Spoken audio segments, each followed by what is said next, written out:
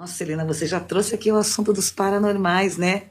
O povo achava que era fácil, né? O povo achava. Não, mas nós vamos tentar. A Rosa, ela é mais polida, assim. Eu já sou mais boca, mais descarada para falar algumas coisas. Eu vou tentar me controlar.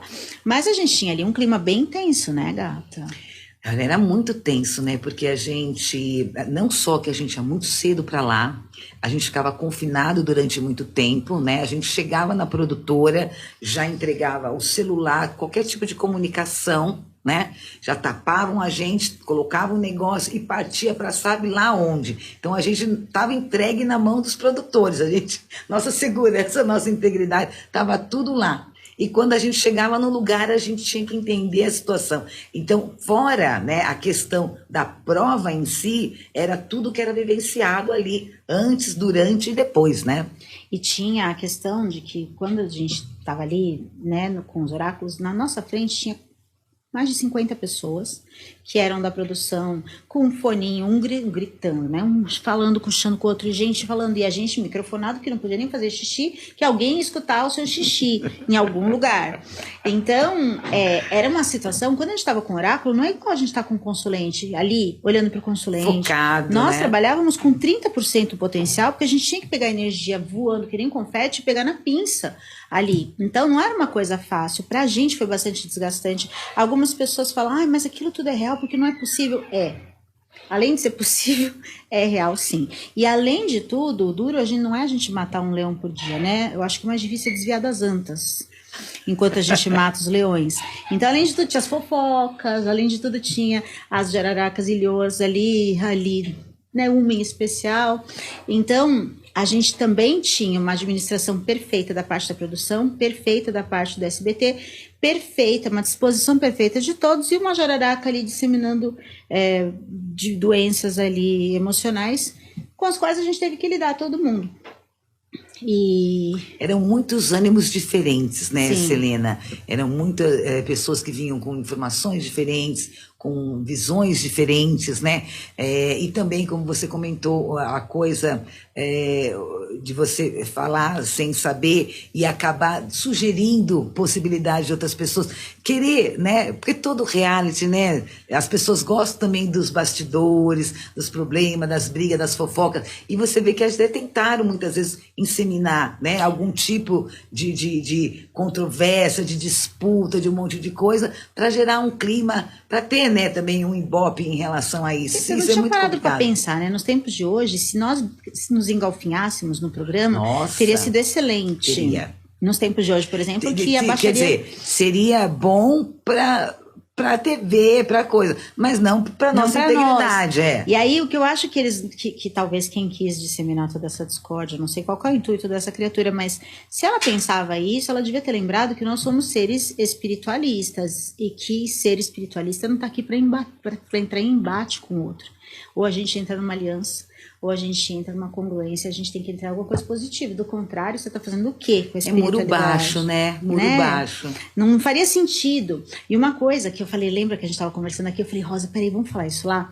Para eles saberem. Gente, assim, ó, quando vocês ouvirem falar alguma coisa de alguém, procura saber antes.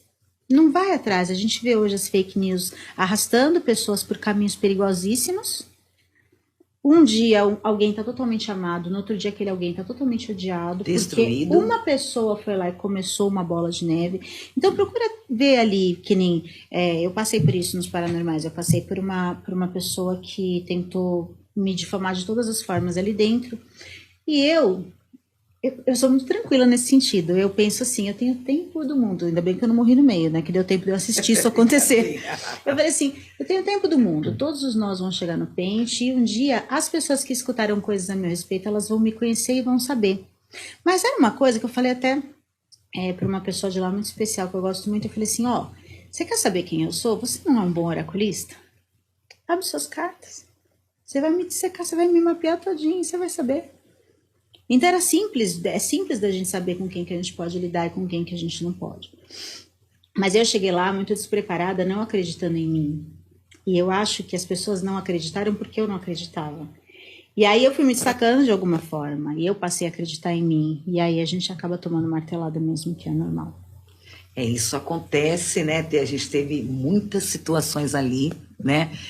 Quando eu comecei com você, graças aos deuses, eu acredito, né, que eu tive uma boa relação com todos, né? Sim. É lógico que a gente tem os mais chegados, você, o Edu, a Briana, que estavam muito, até para você, né? O Edu e a Briana também bem próximos de vocês.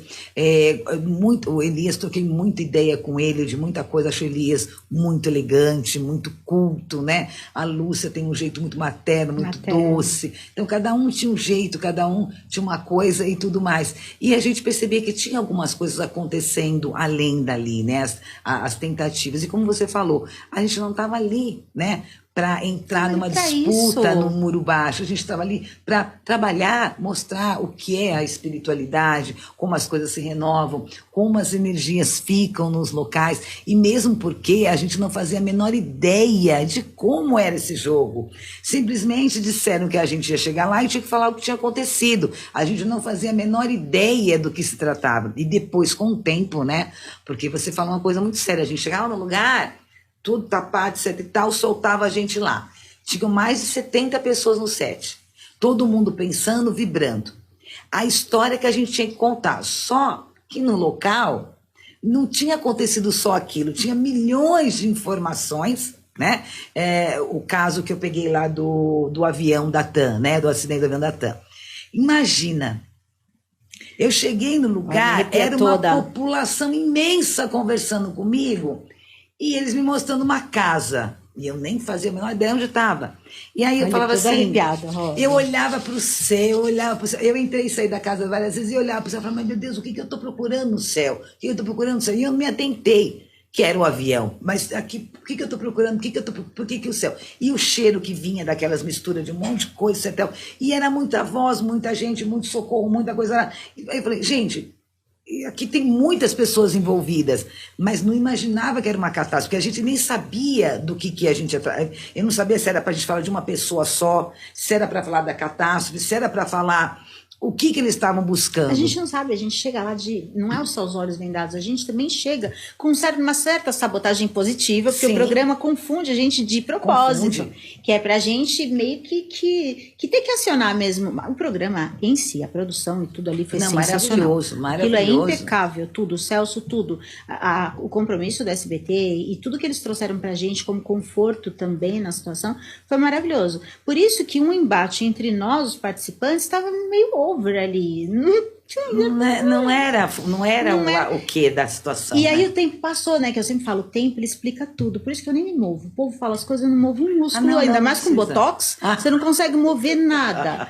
Aí eu não movo nada, porque eu falo, o tempo explica. Aí o que a gente vai? Hoje a gente olha, e é só você puxar a capivara da criatura, mas é que eles não sabem muito o nome da pessoa, porque ela tava mais assim, mais apagada ali.